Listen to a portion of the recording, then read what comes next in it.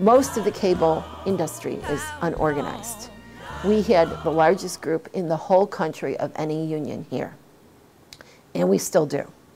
So this was the fight. The Communications Workers of America District 13 in Western Pennsylvania has won groundbreaking successes in organizing cable workers.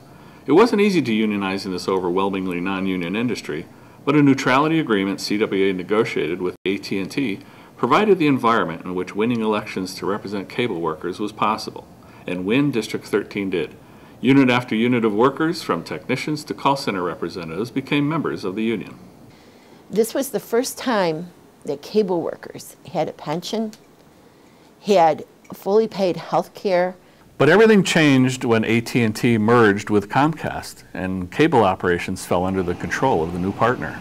Once Comcast moved into the picture and started delaying the contract and started their decertification campaigns that were started by select employees, but Comcast was definitely, you could tell, was involved in a lot of it.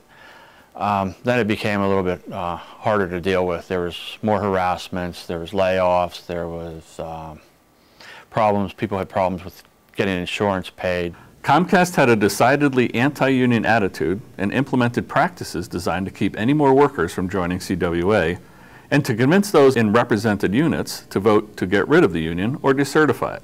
Their tactics ranged from the carrot to the stick.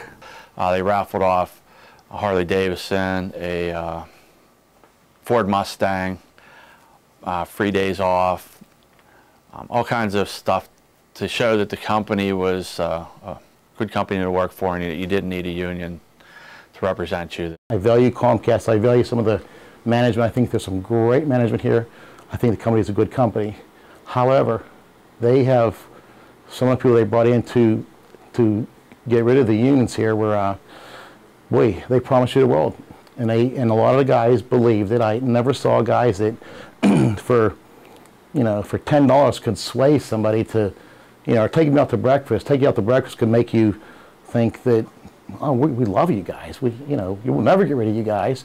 And at breakfast they're telling you guys, if you don't do this, this, and this, if you can't perform to the standards every day, and you don't generate this amount of work, we're going to fire you, but we're going to give you a breakfast. And they go, yeah, it's great. And they're eating breakfast, and they just forgot about what was told to them. In case you missed the union busting show at work that day, you could go home and you could tune it on for your family and your friends to watch. This ran for 24/7, day and night, 7 days a week. So they sent the message home to your family. Then your immediate family would ask, because there was people getting fired, people getting laid off. You'd come home and they'd be watching it and they'd say, you still have a job. Comcast succeeded in reducing the ranks of union members in its Pennsylvania operations through instigating decertification elections and layoffs. We had 3 decertification attempts on us over the 5.5 years, and each time it took a toll on a lot of people. They were just wondering, how long is this going to go on? What legal rights do they have to keep this going on? And still, many members stuck with the union, constituting the largest organized group of cable workers in the country.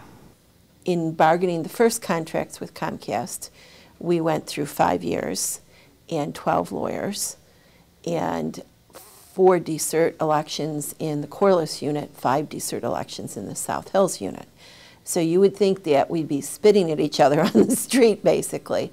But once we did get the contracts, which was a combination of labor board charges and creative negotiation, shall we say, we got a contract, and we both looked at making the relationship better. We give back to Comcast. We make the company what they are. We're the strongest part of the company, and if management and Comcast gets along, we have a strong company, a good company. Everybody's proud to come to work. We're happy to come to work, and we all get along. We work together. Management and union leaders had come to an understanding and developed ways to work together. They settled some recent contracts in record time until the current round of negotiations for the largest unit in the district, the Corliss Center, that serves Pittsburgh. Progress in bargaining has come to a halt, and it appears that the company is returning to its past aggressively anti-union stance in Pittsburgh as it has in the rest of the country. Right now, the only workers in all of Western Pennsylvania, which I'm going to guess is about 5,000 Comcast workers, the only workers that have not gotten a raise or a bonus this year are the workers at Corliss. And that to me is a sin. We deal with a lot of the huge problems down here. and we generate a lot of money for Comcast. And they're saying there's no money and the budgets, you know, times are bad, economics are bad, and we agree. We agree times are bad in certain markets. Banking, you know, the housing industry, things are tough. Cable, not tough. Internet services in the world today, not a pretty big market. The stocks were released and they're 50 points above what, you know, were this time last year. And they said, well, it's not really the true numbers. And they talk out of both sides of their mouth. Certainly a company and a union is going to differ on what you want for the workforce. But it shouldn't have to be this bad of a fight all the time. Comcast practices have made it a prime example in arguing that U.S. labor law is fundamentally broken and that American workers need the changes embodied in the Employee Free Choice Act. In fact, John Pezzana, a Pittsburgh CWA member working for Comcast, has literally become a poster child on a billboard promoting the bill. Without the Employee Free Choice Act, companies basically have the right to just keep moving and keep, you know, stalling and persuading employees not to join unions. The Employee Free Choice Act would have definitely helped us out a huge amount. There'd probably be 600 people still in the unit. There probably wouldn't have been as many layoffs, which they never had layoffs before. They just did the layoffs because they could. They also, people that were intimidated and coerced wouldn't have had to go through those hardships that they suffered. Under AT&T broadband, under card check and neutrality, and the union had access to come in and talk to the workers. In fact, we had meetings where management and the union came to address the workers, and workers were able to make a decision without fear or intimidation. And you saw we were able to organize very quickly over 1,000 workers. And then once we changed from the AT&T organizing model over to Comcast, which doesn't want unions at all, we saw immediately decert elections after decert elections, and we went down from, I think, 9 or 10 units. Now we're down to 4. If you had a decent labor law, like the Employee Free Choice Act, that didn't give employers roughly 45 days before an election to beat workers up and work them over, you could win more union elections. I think it's a fair thing. I don't think anyone should have to go through hell to get a union. And that's what it is. It's a war in that workplace. There's nothing else like it. I'm involved with the CWA on my own time when I'm not working. I'm asked to go on organizing campaigns. And those guys are sitting there, and I think it's pretty neat. You know, they're talking to a Comcast guy now that's protected by the union.